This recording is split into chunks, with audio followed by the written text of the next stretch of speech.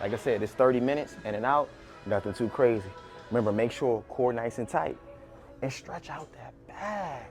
Oh, and remember, when you add on weight, it ain't gotta be a lot of weight. You see, this is just a 10 that I'm adding on. Seat adjustment is everything, as well as how you maximize the pad to the chest. Yeah. You're not pulling from your hands, you're pulling from your elbows. If it's a point that you can't build that mind and muscle connection, I would say slow down a rep. That would be one. And then two, increase or lighten the weight. So today we're gonna do a quick back routine. This back routine should only take you probably about 30 minutes max. We're gonna keep it real small with the exercises. No biceps whatsoever. Biceps are a little cooked from yesterday, so biceps are gonna be engaged throughout this entire motion. So the first exercise we're gonna do lat pull downs. I do wanna set a disclaimer. I did not warm up before this exercise, so I'm gonna warm up throughout the exercise. If you've been following me for a while, I don't recommend really doing this, but like I said, I'm tight on time today, and I did want to get a little work in today, so I'm gonna show you how to knock out this quick back exercise. All you need, 30 minutes. It's gonna be quick in and out. We're probably gonna pick anywhere between 3 to 4 exercises as we go along. It depends on the availability of some of the machines, but let's get busy. So because I didn't warm up, I'm gonna start off super light. I'm gonna just do 15 reps, nothing too crazy. Like I said, if you've been following me for a while, you already know what we're gonna do. We're gonna keep that pad up so we can work abs a little bit more. In this particular motion, you notice I'm gonna rock a little bit. I'm gonna get a little bit of a rock. But even when you're rocking, make sure you keep that core nice and tight. I know I said 15, but I did 20. It is what it is. We're gonna make sure we pick up on the next one. So like I said, this is actually gonna be my filler set. I'm gonna do 2 filler sets, nice and light. I'm actually probably gonna keep it on the same weight, and then I'm gonna move up for the next 3 sets. So the next 3 sets are gonna be my actual working sets. I'm going to keep it fairly light today. I'm gonna focus a little bit more on the time and attention, more so than just really trying to load my body with a lot of weight. I've actually hit back, I think twice this week, maybe once, I can't remember. But overall, I do know my body is a little bit more taxed, but at the end of the day, like I said, I wanna put in a little bit of work. I don't feel like I hit back like I should have hit because I've only hit like a couple exercises. So this is the main reason why I wanted to knock out this 30-minute back workout. But like I said, there's no biceps on this back workout. So remember, this is gonna be the second filler set. At the end of the day, we doing a little bit of motion. If you notice when I do lat pull downs, I do lat pull downs a variety of different ways. I'm using an actual rock to make sure that I kind of warm up my body a little bit more, just because I missed out and I skipped out on the cardio today. Like I said, I don't recommend doing this, but at the end of the day, if you're really, really tight for time and you've been working out for a while, this is a little cheat code that you can do. But like I said, I don't really recommend doing this. Always really find the time to properly warm up before you start exercising your exercise activity. Because if the body's not warmed up properly, remember, we can increase the chance of you getting injured. This is something I've been doing for a long time, so I'm very in tune with my body, know how much weight I should be using, and know how I can kind of warm up the body in different ways. Even when we're doing fast-paced motions, when we're doing a lot of these exercises, I need you to make sure we still connecting with the mind and the muscle while we go through the entire motion. If it's a point that you can't build that mind and muscle connection, I would say slow down a rep. That would be one. And then two, increase or lighten the weight, because you can kind of get that with both things. Sometimes the weight may be too light where you can't really feel the area that you're trying to train. And then sometimes the weight can be a little too heavy to a point. Same thing. And do me a favor, man. A lot of y'all kind of miss this. When you're doing this exercise, when we're at the top, remember, stretch your back, stretch out through your back. When you're coming down, we're squeezing the back, but we're still focused on the lats. I need you to really focus on lat engagement. And for those who aren't able to focus on lat engagement, do me a favor and make sure you're incorporating the assisted machine pull-ups. I keep telling you, I'm somebody that can crank out a lot of weight when it comes down to weighted pull-ups. But there's no better lacking traction that I experience outside of assisted weighted pull-up machines. I don't know why people avoid this, but I'm giving you free game, man. I've been doing this for a very, very long time. And as you can see, we in top tier shape. You're dealing with a professional, not an influencer. I'm a professional. I've been training since 2009. It is currently 2023, you hear me? So do understand The game that I'm giving you is from a highly trained professional, not just somebody that's just doing this to do this. Training is my full-time job, you feel me? So we're gonna actually go into one more set. I'm gonna keep it at this particular weight. The following set, I'm actually going to increase the weight because I feel like my body will be a little bit better. See, I could have avoided all of this if I just warmed up. Remember, warm-ups take anywhere between 5 to 10 minutes. But like I said, I want to keep this workout super simple, 30 minutes, in and out, a few exercises, you get what you want, and you feeling good, and this is helping you build to be able to look how you want to look. And I'm talking about you're going to look immaculate if you stay consistent. Let's get it. So remember, when we in these last 2 sets, we're not executing any type of rocking. We're keeping it short, sweet, and simple. Focus on that mind and muscle connection. If you've noticed, I do talk a lot of shit about time under tension, but I actually do perform a lot of time under tension. I just like to be joking with y'all with that, but I do like to be clear. Like I said, time under tension, progressive overload, as well as mind and muscle connections are 3 things I would highly recommend you focus on.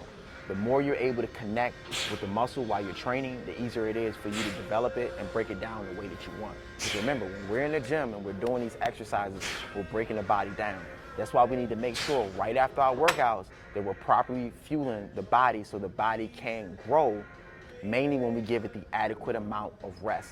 This is why nutrition is very important. This doesn't matter if you're trying to lose weight or gain weight. Once we work out, I need you to understand we are breaking the body down. In order for the body to help develop in the right ways we want, we need to make sure we're properly nourishing it in the right ways as well, and make sure we're maximizing our recovery. Let's get it. Super easy, and as you can see, my grip, I'm not doing nothing crazy with the grip, normal grip. Make sure you choke the bar nice and tight. Chest tall, remember stretch out that back. Squeeze, and we good. Easy, just 10. Super sweet 10. So another thing we do need to be mindful as well when we're training. If you're locking out, a full lockout, right? You have to be mindful that if you're going heavy with the weight, you're putting a lot of strain on your rotator cuff. So do me a favor, if you're somebody that's doing a full lockout, start off, mainly if you haven't been doing lockouts in general, start off with lockouts with lighter weight, but you don't have to lock out each and every time. That's the main reason why a lot of people, mainly in the calisthenics industry or the calisthenics realm, a lot of them have a lot of rotator cuff issues because they're doing entirely too many pull-ups, and that lockout, at the end of the day, they're putting a lot of strain on their ligaments, tendons, and joints when they do heavy weight. Because we all know when it comes down to calisthenics, you're gonna have to start throwing some weighted pull-ups in there. This is right here gonna be the last set. Like I said, I'm going to increase the weight just a little bit, nothing too crazy. Like I said, I've worked back a couple times throughout the week, but I've only did a few exercises. I've never had a full back day. So I wanna make sure that I'm actually breaking it down the way that I want, and what I'm gonna end up doing at this point is giving it about 3 to 4 days worth of rest. Let's get it. Sweet spot, 10, let's get it. Woo. So I'm starting to warm up, so that's why you saw me do a couple more than I said I was going to do. But another thing I do want you to be mindful as well when we're actually doing this exercise is stop pulling through the hands. You should be guiding and pulling your body through the elbows. Pull through the elbows. That's one of the main reasons why a lot of y'all actually can't get the lat contraction that you're looking for, because you're pulling from the wrong area. You're not pulling from your hands, you're pulling from your elbows. Squeeze the back as much as you can, and remember, you don't have to dip the bar down. This is not a pull. This is not a pull down. If you notice, if you pulling and you coming down like this, I'm telling you right now, you ain't really working the back, and you're not able to keep the tension in the back. And one thing we want to do when we're trying to develop and train an area to maximize our potential on muscle growth, we do need to understand one thing. We want to keep the tension in the area as much as possible. We don't want the tension to shift 4 other different places. And this is why form and technique is very important if you're trying to get the development that you want. We're gonna move on to the next exercise. But I will admit, if I would have properly warmed up, I would have been able to get a little bit more out of this exercise, because I'm not gonna fake. That last set is when I actually felt good. But like I said, I don't have a lot of time, so we're gonna utilize the time that we have, and we're gonna move it right along. Remember this, Seat adjustment is everything, as well as how you maximize the pad to the chest. You do want the pad on the chest, but you don't want it this far. So for example, if you could tell I can't grab this, that means the pad is a little too far for me. So what I would do is I would adjust it. Like I said, these are great ways to actually develop and build more, well, I would say better form and better technique as well. That's why I'm a big advocate on using machines in general. And it's an easier way for me to actually load the body without having to work on a lot of stability each and every time. Like I said, some of these exercises are going to help with stability, and some of these aren't. You're not going to use stability at all. That's another reason why I like certain machines. Certain machines require stability, certain machines don't at the end of the day. Like I said before, all machines aren't created equal. But one thing we're gonna do today is we're actually not gonna use the pad first. We're gonna wait on the pad. I'm gonna use the pad when I get heavier with the weight, and I'm gonna start off with bottom. We're gonna do 10, and then I'm gonna do top with the 10. Make sure core nice and tight. Make sure your glutes are stabilizing and you're not rocking with those feet. Squeeze the back as much as you can. And same thing once again, we're pulling through the elbows. I'm warming up the first few sets. Some machines, I do like the fact that they ISO, but in this case, I love the fact that this is dual. Like I said, if you're somebody that wants to work on a little bit more core stability, don't use the pad. If you're somebody that wants to go up with a little bit more weight without having to work on form, without having to really work on a lot of core and stability, then use the pad. As we go up, like I said, I'm gonna do 2 filler sets for each exercise. So it's gonna look like I'm doing a total of 5 sets. I'm gonna do 2 filler sets just to kind of see how the body feels. In this particular case, because I didn't warm up, I'm going to do anywhere between 10 to 20 reps, depending on how I feel. When I go up with the weight, I'm not looking about maxing the weight, going super heavy, because like I said before, I've already trained back this week. So what I wanna do, I just wanna put some blood in the back, I wanna stress it out to get a little bit more work put in, because I haven't done a lot of back exercises. So you're not gonna see me crank a bunch of weight today. This is gonna give you different ways that you can actually break down the body and achieve the results that you're looking for. But do understand, you can use the pad, you cannot use the pad. Going from there, just make sure your seat adjustment is adjusted properly. This time around, I'm actually gonna go up a little bit more. I feel like this is gonna be a little bit better for me, mainly with my foot drive and everything. So at the end of the day, make sure you kind of play with the adjustments to get what you want from the machine. And then check this out, we're going right back to it. Remember, pull through the elbows. You wanna focus on pulling through the elbows. Abs should be nice and tight, chest should be nice and tall, and boom, let's get it. Don't forget about that breathing. Breathe out, breathe in, breathe out, breathe in. You need oxygen in those muscles, yo. You're not breathing, you can fatigue a lot faster. Man, it feels good. And I ain't even using a lot of weight, that's the crazy part. So when it comes down to actually using a pad, do be mindful of this. Remember, when we're using a pad, we want to be able to grab without overstressing or straining the back. So right here is still a little too far for me. I'm gonna bring it into about a setting of 4. See how that feels. This is perfectly good for me. Because the biggest thing is when you drop the weight, you wanna be able to easily let the weight down without having to tuck in like this. That's gonna strain the back, mainly if it's a point that we're using a substantial amount of weight. So I always say, practice with your light and moderate weight as if it's already heavy. Because you're gonna take some of these techniques from the lighter and heavy weight, from the lighter and moderate weight, you're gonna use some of those same techniques when it comes down to lifting the heavy weight. So my biggest thing is always approach each and every exercise as if it's heavy ass weight.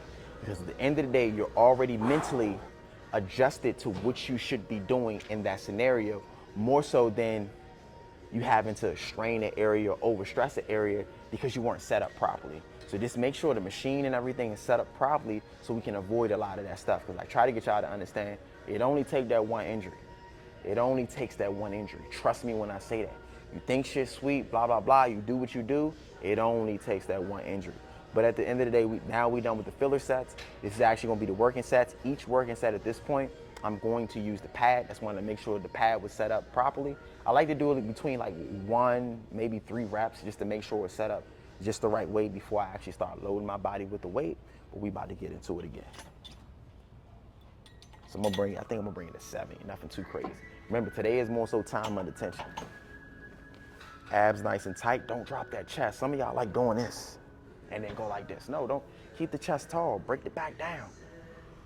There we go. And remember, pull through the elbows. I'm gonna go up a little bit more because I did 12 and I'm trying to shoot for 10. So if you have a rep range that says 3 sets of 10, do me a favor, try to make sure the weight is applicable to 10. Not meaning that you should be able to do 15, you should be able to do 20. If you're able to do 12, that's just an indicator that you should increase the weight a little bit, but be careful with increasing the weight a little too much, because now you can put yourself in a position of only doing 8, mainly if the recommended was 10. So do be mindful of that, because everybody's endurance is built different. Me personally, I'm big on endurance. I'm a king of endurance when it comes down to it. You ain't gonna outwork me, know that. So I'm gonna increase it just a little bit. In this case, remember, the pen is gonna be probably 20 pounds, sometimes 15, depending on what gym you are. My favorite, which is the funniest, is when you get the machines that say 1, 2, 3, 4, because those weights are significantly different at the end of the day. So if you got a gym and you notice that with the plates it says 1, 2, 3, 4, be very careful when you go to 5. 5 is generally like 100 or something like that. So just be mindful of those little things. I try to get y'all to understand that each and every machine is built different. Every machine is not the same. It's not gonna give you the same feel. That's why the brands are different. This is a Lifetime machine, so it's not too bad. But basic machine, something that's generally like at all types of gyms. But if you know, you know. My favorite machine of all times is without a doubt Hoist. I love how it's easy for you to be able to keep tension in the muscle while you're training without having to worry about straining ligaments, tendons, and joints. Because the objective is, while it rocks, it helps assist to keep the tension in the muscle so you can really break it down the way that you want. I told y'all, if you watched my last video, leg extensions is one of my favorite machines to actually load weight on without having to worry about unnecessary tension on the patella and on the knee itself when you're actually doing leg extensions. Because remember, the knee is vulnerable in that particular motion. That's another reason why I'll tell y'all, keep it real light. But we're gonna talk about that another day. Let's get back to it. So one thing, if you've noticed, within this last 2 months, I've been keeping it fairly light. I haven't been using a lot of belts or anything to that nature. But do make sure, if you're somebody that's going super heavy with the weight and you're a little conscious about lower back safety, also do understand that when you're wearing a belt, the beautiful thing about a belt is it actually helps keep the tension and make sure you stabilize the core at the end of the day. So belt does serve a couple different purposes. Well, make sure you adding some of this gearing, mainly if you're somebody that's training at an intense level. It's okay to use wrist wraps. It's okay to use straps to load a little bit more weight when it comes down to the forearms giving out. It's okay to wear belts, but you shouldn't use this on an everyday scenario. This is another reason why I say sometimes kind of scale back from all of that stuff. I haven't used any of that stuff in about 2 months now. So when I actually start getting into the peak of me lifting a lot heavier, mainly when my body is able to consume a little bit more food, because I've trained my body to kind of not eat as much right now. I told you I scale back a lot. Like right now, believe it or not, man, I'm 158. I'm 158. We only eating twice a day. We focusing on hydration like crazy. I'm big on a smoothie a day. We do a green smoothie. Then we do a fruit-based smoothie every day. And then going from there is just eating twice. And then going from there is just making sure I'm hydrated throughout the day, not consuming so much water at one time. A lot of y'all need to stop that. Don't consume so much water at one time. So if you're somebody that has a gallon of water and you wake up at 6 o'clock and then you crush your gallon of water by 10 o'clock, do understand you really just gonna piss a lot of that water out. The body didn't have enough time to actually absorb it. So make sure you're spacing out your water intake. What I like to do is every hour, like a bottle of water, maybe 2 bottles of water. Before you know it, you'll be able to knock out your 10 to 12 bottles of water, mainly if you're somebody that's struggling with water, with ease. Space it out, don't overconsume so much in one time. And a great way to know if you're overconsuming water is the indicator of your urine, the color. If it's clear, 9 out of 10, you're just pissing out water in reality. If it's a little yellow, you're moving in the right direction. If it's a point that is extremely yellow, do understand you need to hydrate your body. So do be aware of that, because hydration is very key when it comes down to training. A lot of y'all like coming into these workouts dehydrated, not understanding that you being dehydrated, once again, increases the chance of you being injured. So make sure you're properly hydrating the body so that way you can maximize your results and you can reduce the chance of you being fatigued or you're fatiguing yourself when it comes down to tackle a lot of these exercises. Like I said, a lot of y'all love coming in here doing that, and I don't recommend it at all. You feel me? I don't recommend that. But let's get back to it. Remember, we ain't crazy heavy with the weight. Right now we're at 140. That's what we're gonna cap out at. This is gonna be the last set on this. Coming right here. Remember, chest nice and tall. Make sure you grip as tight as you can. Your foot placement should be nice and solid. And pull. Whew, that felt good. Only needed 10, we're gonna leave it at that. Now we're moving on to the next. Can't even lie to y'all. I think this is literally my favorite back exercise. We're gonna do dual. So I'm probably max gonna add another 25. Like I said, I'm gonna keep it super light today. We're gonna do about 20 reps of this though. Chest tall, remember, keep that chest nice and tall, abs tight. And if you need, remember, use the pad. Whew, trying to tell you, it's without a doubt one of my favorites for sure. I'm actually gonna break it down. I did dual first. I'm gonna put a quarter on there and I'm gonna do iso work and I'm gonna just do 10 at a time with the iso work. Like I said, this is nothing too crazy. We already in exercise number 3. We got one more exercise after this and we out of this. Funny thing is, I do feel as though I wanna start adding deadlifts into my back day. Because deadlifts, I'm gonna be real with y'all, I avoid deadlifts like shit. Not saying that deadlifts is a bad exercise. I do need to incorporate it a little bit more. But it's just, I think it's honestly one of my least favorite exercises. I do a lot of back squats, but this, before the end of this year, I'm gonna start incorporating front squats for the first time. Because I've actually never did front squats a lot. Mainly because I think it's more so because I haven't got over the hump of being able to push as much weight as I want. But one thing I do know is, once I start incorporating those front squats, back squats are going to get that much easier. But I always try to get y'all to understand, don't try to do too much at one time or try to get so strong within 1 month. That's another reason why, for me, when it comes down to building more strength, I take 10 months at a time and then take 2 months off. I like to use the first month, maybe month and a half, to kind of prep my body for the heavy lifting, load my body with a little bit more food, slowly but surely, more so than force feed myself. So a lot of y'all that's doing that force feeding, you tripping. I'm not a big fan of force feeding, mainly because of how I scale back so much. You gotta remember, in fall and winter, I'm easily eating anywhere between 4 to maybe 6 meals a day, right? So when it comes down to spring and summer, I scale back to only twice. So I do try to get y'all to understand, you train your stomach just like you train your body. So for me, I'm not a big fan of just trying to consume, but I do know if I can consume a little bit more, then I can push a little bit more when it comes down to my workouts. But at the end of the day, I'm slow and steady with winning this race, because at the end of the day, if I feed my body slowly but surely, it's a lot easier for me to avoid a lot of the extra side effects of stomach cramping. And we ain't gonna go into the list of all of those things right now. But trust me, if you take time and stop forcing like 1 month or 2 months or 3-month bulks, or trying to get stronger in such a small amount of time, you'll be able to get more out of your training, as well as your physique will be able to handle it. Because one of my clients just recently told me, worked out with me yesterday, he's like, wow, you're still able to lift a lot of the weight that you're lifting, and you're 10 pounds down. And I'm like, at the end of the day, I'm still scaling back on the weight. I'm not doing it as frequently. Don't get me wrong, you are gonna see small dips in your strength within training yourself like this for 10 months. But in actuality, you're not gonna lose that much strength. If it was a point you was able to do, a great example is chest press, 3 sets of 10, right? 100-pound dumbbells, right? You're not going to be able to do 3 sets. You might be able to do 1.5. So you might be able to do the first set, 10 sets, and then the second set, you'll probably decline to maybe like 6 or maybe 8. But when it comes down to that third set, you're not gonna be able to crank as much as you want, because the water isn't there, the muscle isn't there, so you have to expect when it's time to cut to not lift as much. And then you do need to be very cautious of the fact that you're not intaking as much when it comes down to the meals, which is gonna allow you to perform a little bit better, or I would say perform at a higher level at that point. So do understand those small things, but do understand, if you take the time to get stronger, like slowly but surely, not trying to force so much, for one, you can avoid a lot of injuries, and then two, like I said, you will be able to retain more strength than you possibly think. So like I said, I'm gonna add another quarter on this and we're gonna get busy. But I do want you to be very mindful with retaining some of this strength too.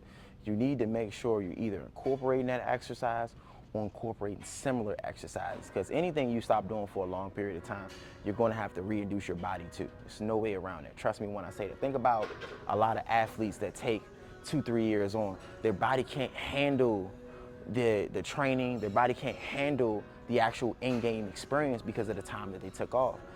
do understand your body adapts to whatever you do, whether you take it away from it or you put it to it. So always make sure you're taking your time to be able to reinduce your body into it, so that way you can be able to maximize the way that you want. Let's get it. Remember, we're going ISO on this one. I'm actually going to lock in on the pad. So remember, when you do the pad, I like to adjust it first before you actually go into the exercise, so that way you know it's exactly where you want it to be, more so than trying to fight for a position when you start. In this particular exercise, I'm tired of y'all trying to just pull down from the top unless your arms are super long, but just walk it down, man, walk it down. Time retention does show how strong you really are.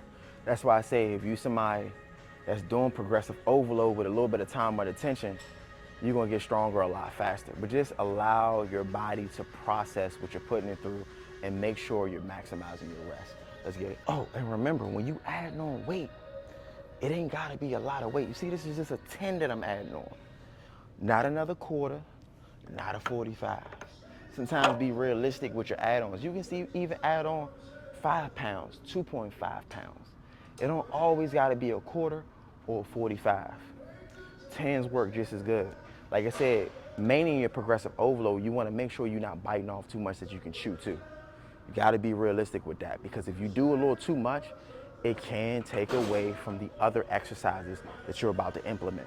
So make sure you're being very strategic with your progressive overload, and make sure that you're not doing entirely too much, because it is going to affect the future sets and the other exercises that you might be doing.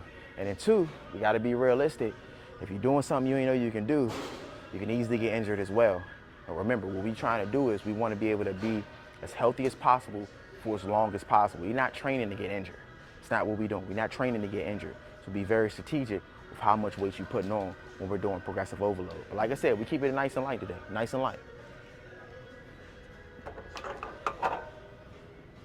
And I'm gonna switch the side. Instead of doing left again, I'm gonna tax the right real quick and then go right back to it. This is gonna be the last set too. Can't fake, this is without a doubt one of my favorite back exercises.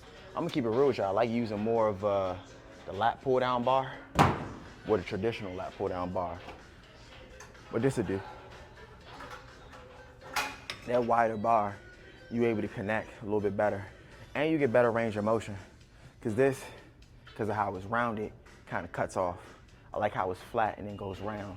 You can kind of pull it more and get a better contraction. But it is what it is. This is gonna be the last exercise. Remember, the objective of this whole workout, 30 minutes, in and out. If you're gonna have rest, make sure you keep your rest within 30 seconds, nothing too crazy. And that should be you just resting or actually putting on a little bit more weight. Nothing too crazy. But remember, do be mindful with this particular exercise. You do not need to load your body with a lot of weight. Just focus on the contraction. Make sure your hamstrings is nice and tight.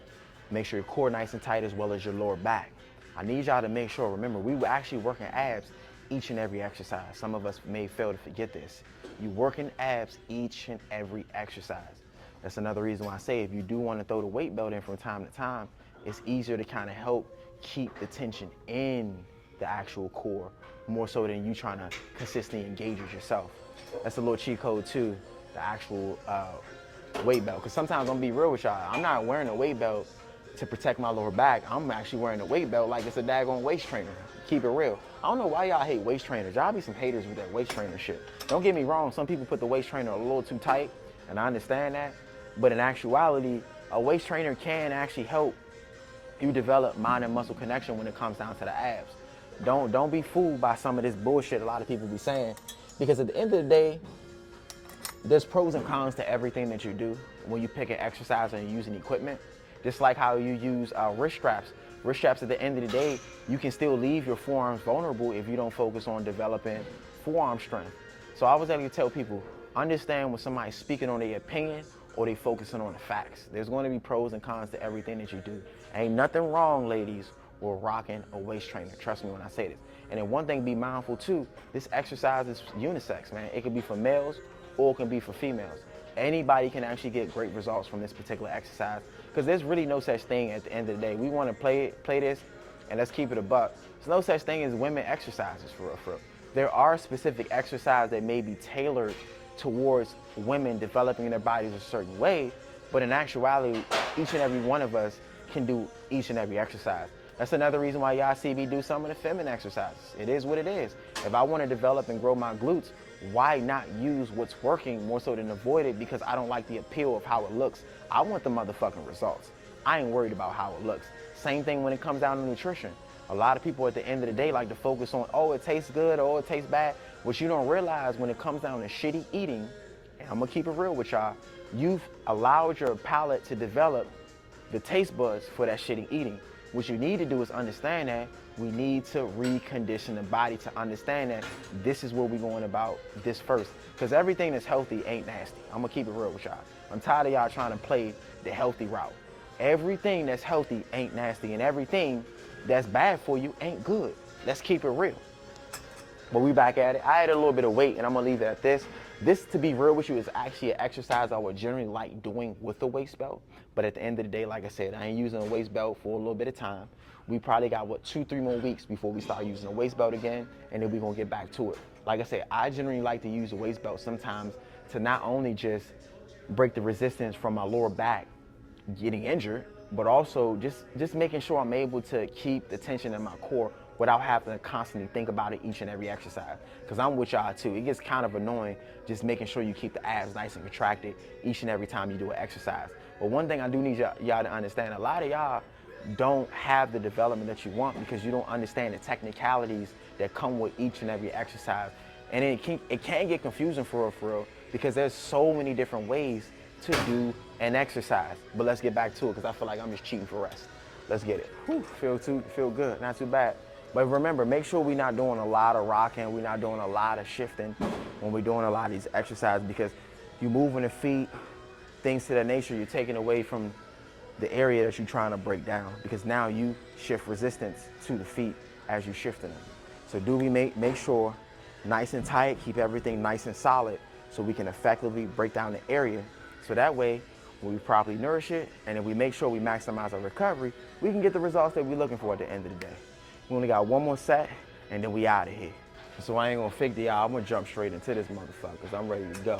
Like I said, it's 30 minutes in and out, nothing too crazy. Remember, make sure core nice and tight, and stretch out that back.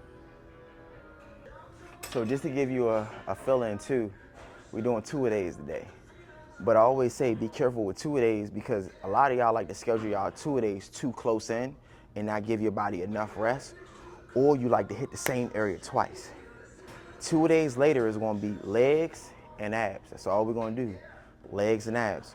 When you're doing your 2-a-days, I like to schedule it drastic towards the top of the day and towards the end of the day. So that way you can nourish the body properly, you can hydrate the body properly, and then on top of that, I like to make sure I'm not doing the same thing that I did before.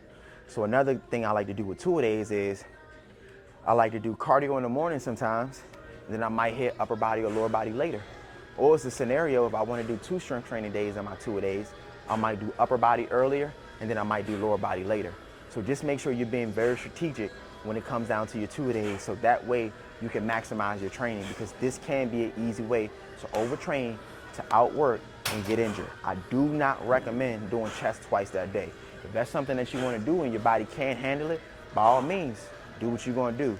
But me personally, I like to make sure that I give my body enough rest when it comes down to 2-a-day workouts, because 2-a-day workouts are very taxing to the body.